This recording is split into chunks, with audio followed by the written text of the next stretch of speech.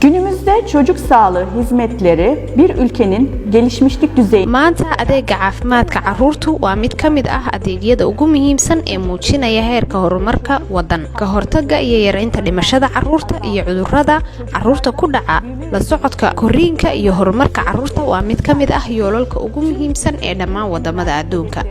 Sababtan awgeed waxaa muhiimad weyn leh in la dhex galo oo lala socdo carruurta inta ay ku sugan yihiin dugsiga, wax ka qabadka xaaladaha degdega ah iyo in laga hortago cudurrada iyada oo la adeegsanayo waxqabadyo sida tallaalka. Annagoo ah Jaamacadda Cilmiga Caafimaadka Soomaaliya Muqdisho Recep Tayyip Erdogan kulliyadda cilmiga caafimaadka waxaan go'aansanay inaan qabanqaabino koorsada kalkaalinta caafimaadka ee dugsiyada. Koorasku wuxuu dhici doonaa 18 ilaa 19 bisha May 2023 waxaanan ku marti qaadaynaa dhammaan kalkaaliyaasha caafimaadka ee danaynaya mowduuca inay ka soo qayb galaan koorsada.